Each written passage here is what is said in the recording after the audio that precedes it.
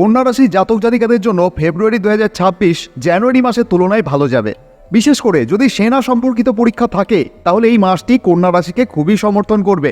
এই মাসে কিছু এমন দিকে পরিবর্তন আসবে যা প্রচলিত বিষয়ের বাইরে হতে পারে, তাই পরিবর্তন গ্রহণ করতে একটু সময় লাগতে পারে। সব কিছু প্রত্যাশা অনুযায়ী নাও হতে পারে।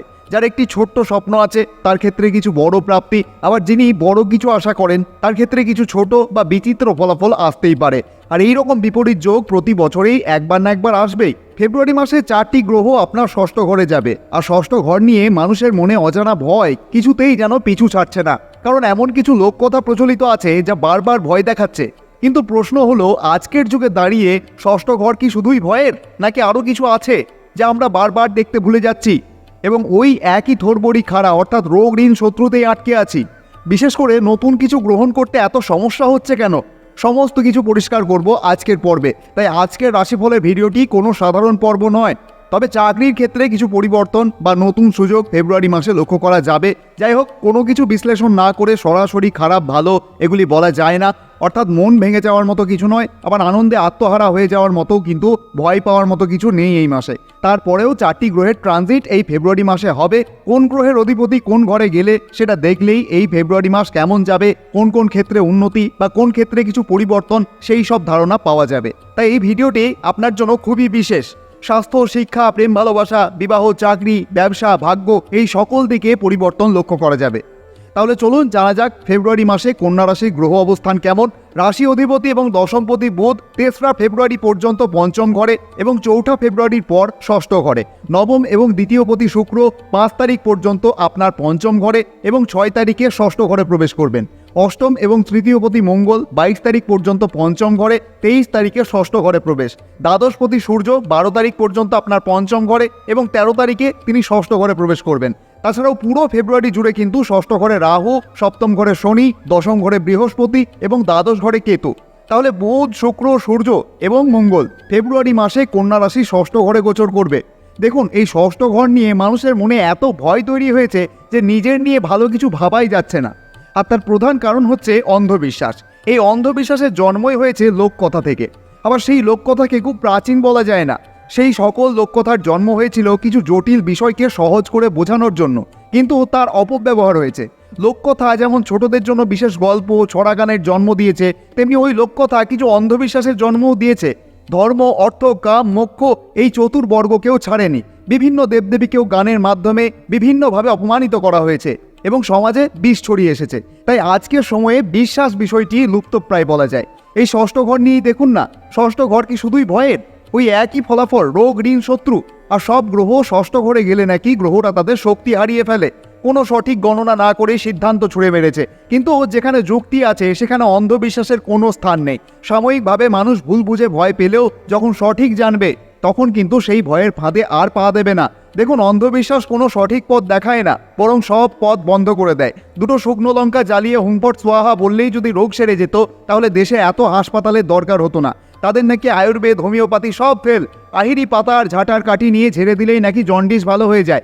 আবার এই অন্ধবিশ্বাসগুলিতে ভিড়ও বেশি। যাই হোক, ভিড় যতই থাক, আমরা আপনাকে ভয় দেখাই না, বরং ভয় মুক্ত করার চেষ্টা করি, সঠিক পথ দেখানোর চেষ্টা করি। অন্ধবিশ্বাস বলে তোমার কোনো দুরারোগ্য ব্যাধি হবে যার কোনো সমাধান নেই। তখন রোগী বলেন, তাহলে বাবা উপায়?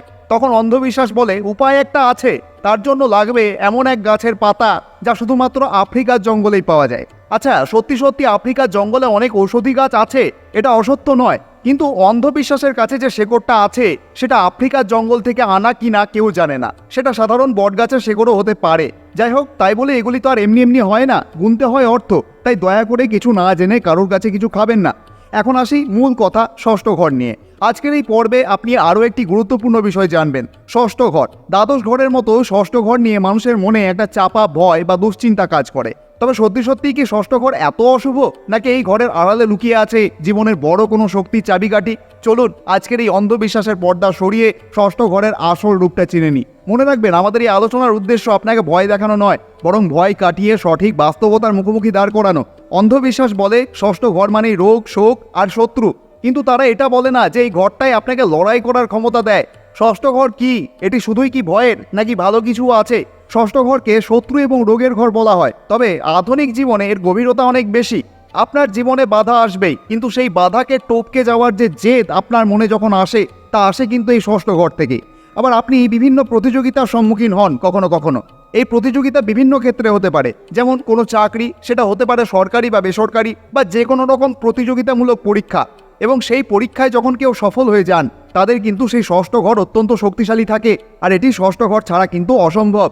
তাছাড়াও সেবা এবং শৃঙ্খলা, আপনি প্রত্যেকদিন সকালে উঠে কাজে যান, নিয়ম মেনে চলেন, এই যে ডিসিপ্লিন, এই যে শৃঙ্খলা আপনার মধ্যে বজায় থেকেছে, এটাও কিন্তু ষষ্ঠ ঘরের দান। তাছাড়াও এই ষষ্ঠ ঘর কিন্তু শুধু রোগের নয়, রোগ থেকে সেরে ওঠারও ঘর। তাই ষষ্ঠ ঘরকে ভয় পাওয়ার কিছু নেই। ষষ্ঠ ঘর আপনাকে তৈরি করে যাতে আপনি বাইরের পৃথিবীর প্রতিকূলতার সাথে বুক চিতিয়ে লড়তে পারেন। কন্যা রাশির জাতক জাতিকাদের জন্য ষষ্ঠ ঘরটি কুম্ভ রাশিতে পড়ে। সূর্য হচ্ছেন আপনার জন্য দ্বাদশপতি। তো দ্বাদশপতি হয়ে সূর্য যখন ষষ্ঠ ঘরে বসেন, তখন তাকে বলা হয় বিপরীত রাজযোগ। সাধারণভাবে শত্রু আপনার খুব একটা ক্ষতি করতে পারে না, তবে যে কোনো রকম ঝামেলা থেকে দূরে থাকাই মঙ্গল। আপনার খরচ হতে পারে চিকিৎসার পেছনে, তবে আপনার উপকারের জন্যই হবে। এই চিকিৎসা হতে পারে ডাক্তারের পরামর্শে একটি হজমের ওষুধ আপনি খেলেন, সেই খরচের কথাই কিন্তু বলা হচ্ছে। আবার বুধ হচ্ছেন আপনার দশম এবং লগ্নপতি। আপনার লগ্নপতি এবং কর্মপতি যখন ষষ্ঠ ঘরে যান, তখন আপনার কাজের ক্ষেত্রে প্রচুর খাটুনি বাড়ে। তবে আপনি এই সময় খুব বিচার বুদ্ধি সম্পন্ন মানুষ হয়ে যান। তবে এই সময় অতি দায়িত্ববোধ থাকার কারণে কিছু ক্ষেত্রে কর্ম বাড়ে, তার ফলে শারীরিকভাবে দুর্বল অনুভব করেন, পেটের সমস্যা, সময় মতো খাওয়া দাওয়া হয় না, বা খুব তাড়াতাড়ি খাবার গ্রহণ করার ফলে হজমের সমস্যা দেখা যায়। কিন্তু আপনি নিজের বুদ্ধিতেই আপনার শত্রুকে কুপঘাত করতে পারেন। শুক্র আপনার নবম এবং দ্বিতীয় পতি। ভাগ্যপতি শুক্র যখন ষষ্ঠে যায়, তখন ভাগ্যের উন্নতি হয় সেবা বা লড়াইয়ের মাধ্যমে। আপনার শত্রু হয়তো খুবই মার্জিত হবে, বা আপনি তাদের সাথে ভদ্র ব্যবহার করে কাজ হাসিল করে নেবেন। তবে চিনি বা প্রস্রাব সংক্রান্ত বিষয়ে সচেতন থাকা ভালো। মঙ্গল অষ্টম এবং তৃতীয় পতি। ষষ্ঠ ঘরে মঙ্গল থাকা মানে আপনার মধ্যে অগাধ সাহস, আপনি কারোর কাছে মাথা নত করতে চান না। তবে যেহেতু মঙ্গল এখানে অষ্টম পতিও, তাই হুটহাট রেগে যাওয়া বা অসাবধানতা বশত কোনো দুর্ঘটনার যোগ থাকে। রক্তচাপ বা রক্ত সংক্রান্ত বিষয়ে সাবধান থাকতে হয় এই সময়। এবার আপনি জানবেন আপনার ষষ্ঠ ঘরে এই চারটি গ্রহ যদি একসাথে থাকে তাহলে কি হয়। দেখুন, প্রথমেই যেটা হয় সেটা হচ্ছে আপনার শত্রু দমন এবং বিজয়। ষষ্ঠ ঘর যেহেতু প্রতিযোগিতার ঘর, তাই সূর্য ও মঙ্গলের মতো তেজস্বী গ্রহ এখানে থাকলে আপনি শত্রুর ওপর জয়ী হয়ে যান।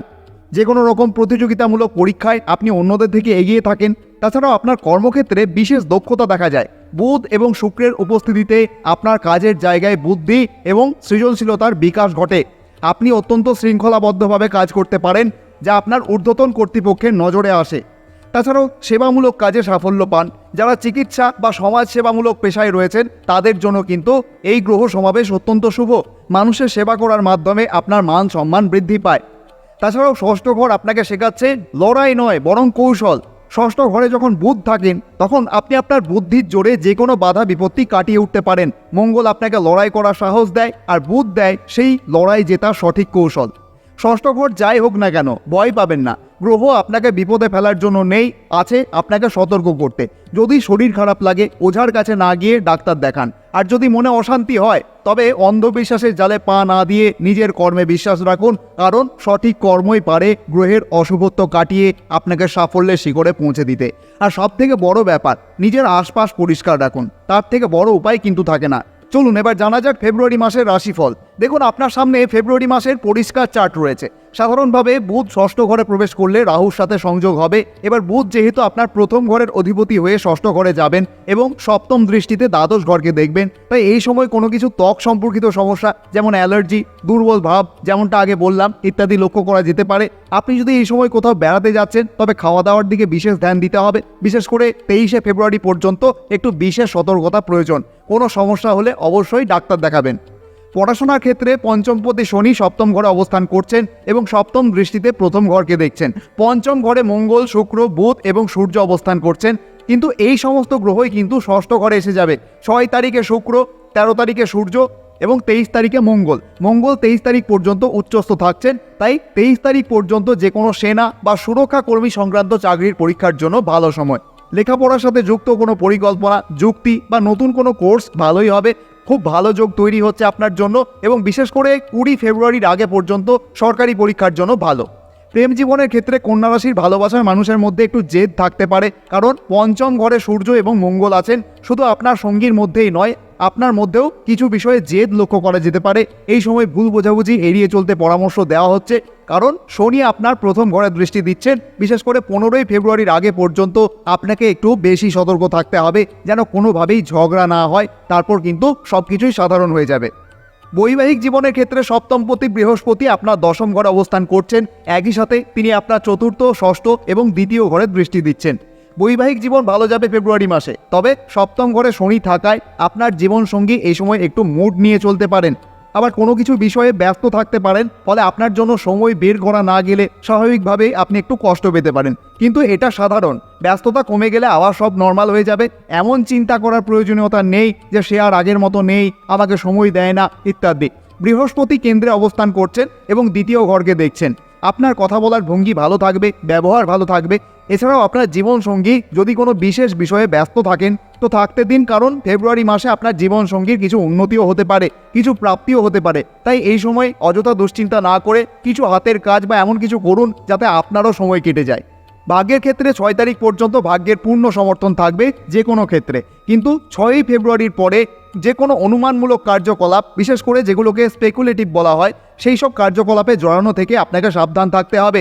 যা হবে হোক বলে যে কোনো একটা আর্থিক বিষয়ে ঝাঁপিয়ে পড়া থেকে এই সময় আপনাকে বিরত থাকতে হবে। তবে ফেব্রুয়ারি মাসে চাকরি ভাগ্য ভালো যাবে। দশমপতি বুধ ষষ্ঠ ঘরে যাবেন। দশম ঘরে বৃহস্পতি, যিনি সপ্তম এবং চতুর্থ ঘরের অধিপতি। বৃহস্পতি জ্ঞানের দেবতা, যিনি একজন ব্যক্তিকে দায়িত্ববোধ শেখান। নিজের কাজ নিজে করা যায়, কোনো বড় দায়িত্ব নিতেও ভয় পায় না সেই ব্যক্তি। কোনো কিছু ম্যানেজ করার দক্ষতা বাড়ে, ফলে ধীরে ধীরে জীবনে সাফল্য আসে। দশমপতি বুধ যখন ষষ্ঠ ঘরে বসে দ্বাদশ ঘরকে দেখবেন, তখন বৈদেশিক কোনো বিষয়ে লাভ পাওয়া যাবে। যোগাযোগ সম্পর্কিত ক্ষেত্রে ভালো ফল আশা করা যাবে। তাছাড়াও এই সময় চাকরি পরিবর্তন, স্থানান্তর এগুলি ভালো হবে। চাকরিতে কিছু পরিবর্তন, নতুন সুযোগ আশা করাই যায়। বিদেশ যাত্রা বা যে কোনো দূরবর্তী স্থানে যাত্রা এই ফেব্রুয়ারি মাসে অনেক ভালো। নতুন চাকরি, চাকরিতে প্রমোশন বা বেতন বৃদ্ধি, এই সমস্ত বিষয়ে উন্নতি দেখা যায়। আপনি চেষ্টা করুন। ব্যবসার দিক থেকেও এই ফেব্রুয়ারি মাস ভালোই যাবে। মাঝামাঝি সময়ে একটু গড়বড়তা লক্ষ্য করা যেতে পারে, তবে খুব খারাপও নয়। ধীরে ধীরে বৃদ্ধি লক্ষ্য করা যাবে, একটু ধৈর্য ধরুন। এবারে কিছু সমস্যা যেহেতু আপনার রাশিফলে রয়েছে, তাই ফেব্রুয়ারি মাসেই কিছু উপায় আপনি করতে পারেন। বিশেষ করে যেহেতু বুধ ষষ্ঠ ঘরে রাহুর সাথে থাকবেন, বুধকে শক্তিশালী করতে সবুজ রঙের রুমাল সাথে রাখুন এবং বুধবার কোনো ছোট শিশুকে শিক্ষা সামগ্রী দান করতে পারেন। তাছাড়াও আপনি করতে পারেন ভগবান গণেশের উপাসনা। বাধা বিপত্তি কাটাতে প্রতি বুধবার গণেশ স্তোত্র পাঠ করুন অথবা শ্রবণ করুন এবং ভগবান গণেশকে দূর্বা অর্পণ করুন। এটি আপনার বুদ্ধি এবং সিদ্ধান্ত নেওয়ার ক্ষমতাকে সঠিক রাখবে। তাছাড়াও শনি এবং মঙ্গলের ভারসাম্য বজায় রাখতে, যেহেতু মঙ্গল উচ্চস্থ এবং শনি সপ্তমে, তাই অতিরিক্ত ক্রোধ বা রাগ বা জেদ নিয়ন্ত্রণ করতে প্রত্যেক দিন কিছুটা সময় ধ্যান করুন। শনিবার কোনো দুস্থ ব্যক্তিকে কালো তিল বা সর্ষের তেল দান করলে শনির নেতিবাচক এনার্জি থেকে মুক্তি পাওয়া যায়। তাছাড়াও আপনি পাখিদের সেবা করতে পারেন। প্রত্যেকদিন সকালে পাখিদের শস্যদানা এবং জল দিন। এটি কিন্তু কন্যা রাশির জাতক জাতিকাদের জন্য একটা বিশেষ উপায় এবং অত্যন্ত শুভ ফলদায়ী এবং নেতিবাচক শক্তি দূর করতে সাহায্য করে। তাছাড়াও যৌক্তিক জীবনযাপন করুন। কোনো প্রকার ওঝা ঝাড়ফুঁকের ফাঁদে পা না দিয়ে স্বাস্থ্যের সমস্যা হলে চিকিৎসকের পরামর্শ নিন। এটি আপনার জন্য সবচাইতে বড় প্রতিকার। ভগবানের আশীর্বাদী হাত আপনার মস্তক স্পর্শ করুন। আপনি ভালো থাকুন, আনন্দে থাকুন, এই প্রার্থনাই করি। আপনি যদি এই ভিডিওটির থেকে একটু উপকৃত হয়ে থাকেন, অবশ্যই কমেন্টে লিখতে ভুলবেন না জয় মা তারা, জয় বামদেব। আজকের মতো তাহলে এখানেই বিদায় নিচ্ছি। আবার কথা হচ্ছে মার্চ মাসের পর্ব নিয়ে। ধন্যবাদ।